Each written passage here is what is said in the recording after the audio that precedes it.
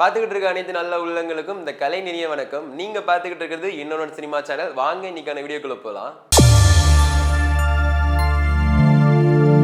சிவகார்த்திகேயன் ரசிகர்கள் ரொம்ப எதிர்பார்க்கிற திரைப்படம் தான் அமரன்னு சொல்லலாம். இந்த திரைப்படத்தை சோனி பிக்சர்ஸ் தயாரிக்கிறாங்க. சோனி பிக்சர்ஸோட சேர்ந்து உலக நாயகன் கமலஹாசன் அவர்கள் தயாரிப்பில் வெளிவர திரைப்படம் தான் இந்த அமரன் திரைப்படம். இந்த அமரன் திரைப்படம் அக்டோபர் 31 திரைக்கு வரப்போகுதுன்னு சொல்லலாம். இந்த திரைப்படத்தினுடைய இயக்குனர் ராஜ்குமார் பெரியசாமி. இவங்களுடைய கடந்த திரைப்படம் ரங்கூன்.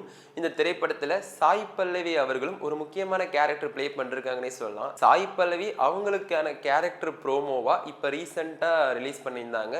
ஹிந்து ரெபகோ வர்கீஸ் அப்படின்ற ஒரு ப்ரோமோ மக்கள் கிட்ட ஒரு புதுவிதமான சாய் பல்லவி அவங்கள பார்க்குற மாதிரி இருக்கு அப்படின்ற ஒரு ஃபீட்பேக்கும் வந்திருந்தது.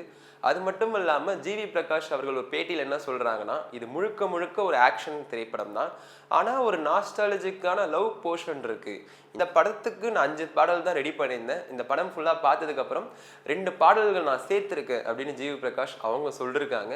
அது மட்டும் இல்லாமல் ஏ மின்னலே அப்படின்ற பாடல் இன்னும் கொஞ்சம் நாளில் வெளிவர போகுது அப்படின்னு சொல்லியிருக்காங்க. சிவகார்த்திகேயன் அவர்கள் தன்னுடைய ஜேர்னியை விஜய் டிவியில் ஸ்டார்ட் பண்ணாங்கன்னே சொல்லலாம். அதே மாதிரி தான் சாய் பல்லவி அவர்களும் தன்னுடைய ஜேர்னியை ஒரு டான்ஸரா விஜய் டிவில ஸ்டார்ட் பண்ணாங்க. உங்களில் யார் அடுத்த பிரபுதேவா அப்படின்ற ஒரு ஷோல சாய் பல்லவி அவங்களும் இருக்காங்க. அதே மாதிரி விஜய் டிவில ஏகப்பட்ட ஷோக்கள்ல சிவகார்த்திகேயன் அவர்கள் ஒரு ஆங்கராகவும் இருந்திருக்காரு, ஒரு பெர்ஃபார்மராகவும் இருந்திருக்காருன்னே சொல்லலாம். எப்படி இவங்க 2 பேரும் விஜய் டெலிவிஷன்ல இருந்து வராங்களோ அதே மாதிரி தான் ராஜ்குமார் பெரியசாமி அவங்களும் விஜய் டெலிவிஷன்ல ஏகப்பட்ட ஷோக்களை டைரக்ட் பண்ணிருக்காங்கன்னே சொல்லலாம். இந்த படத்துக்கான அனௌன்ஸ்மெண்ட்டை பிக் பாஸ் சீசன் 5ல உலக நாயகன் கமலஹாசன் எதிர்க்க தான் இந்த படத்துக்கான அனௌன்ஸ்மெண்ட் நடந்தது.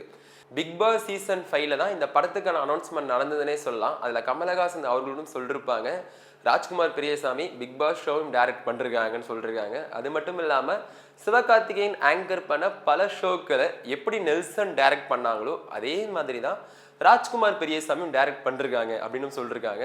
அது மட்டும் இல்லாமல் சிவகார்த்திகேயன் அவர்கள் நேர்காணல்ல, எங்களுக்கு இது புதுசாக இல்லை, இந்த படம் வேலை பார்க்கறதுக்கு எங்களுக்கு புதுசாகவே இல்லை, ஏன்னா ராஜ்குமார் பெரியசாமி அவங்கள எனக்கு முன்னிலேருந்தே தெரியும், ஒரு புது ஃபீல்லாம் இல்லை, எங்களுக்கு எப்பயும் போல வேலை பார்க்குற மாதிரி தான் இருந்தது அப்படின்னு ஒரு பேட்டியில் சொல்லியிருப்பாங்க. இப்போ சிவகார்த்திகேயன் அவர்கள் இந்த படத்துக்கான ப்ரொமோஷனில் ஃபுல் ஃப்ளெட்ஜாக வேலை பார்த்துக்கிட்டு இருக்காங்கன்னே சொல்லலாம். கோட் திரைப்படத்தில் துப்பாக்கியை பிடிங்க சிவா அப்படின்னு தளபதி துப்பாக்கியை கொடுத்தது கிட்டத்தட்ட ஒரு பேசும் பொருளாக சோஷியல் மீடியாவில் மாறுச்சுன்னு சொல்லலாம். அதுக்கு பதிலாக ஒரு ப்ரொமோஷனில் சிவகார்த்திகேயன் கிட்ட ஒரு கேள்வி கேட்டிருப்பாங்க, துப்பாக்கியோட கனம் எப்படி இருக்குன்னு. அதுக்கு சிவகார்த்திகேயன் அவர்கள் துப்பாக்கியோட கனம் அதிகமாக தான் இருக்குது, அதை பார்த்து பத்திரமா ஹேண்டில் பண்ணணும் அப்படின்னு சொல்லியிருப்பாங்க. அது மட்டும் இல்லாமல் இப்போ ரீசெண்டாக சிவகார்த்திகேயன் அவங்கள பார்த்து அடுத்த தளபதி அப்படின்னு ரசிகர்கள் கத்துனதற்கு சிவகார்த்திகேயன் அவர்கள் ஒரே தலை தான், ஒரே தளபதி தான், ஒரே சூப்பர் ஸ்டார் தான், ஒரே உலகநாயகன் தான், இது இன்னொருத்தங்களால அவங்கள மாதிரி ஆகவே முடியாது அப்படின்னு சிவகார்த்திகேயன் அவர்கள் இதுக்கு ஒரு முற்றுப்புள்ளி வைக்கிற விதமாகவும் சொல்லிருக்காருன்னே சொல்லலாம். அமரன் திரைப்படத்துக்காக நீங்க எவ்வளவு ஆர்வமா எதிர்பார்க்குறீங்க கீழே கமெண்ட் பண்ணுங்க. தொடர்ந்து இது மாதிரி வீடியோக்களை பார்க்க இன்னொரு சினிமா சேனலை சப்ஸ்கிரைப் பண்ணுங்க.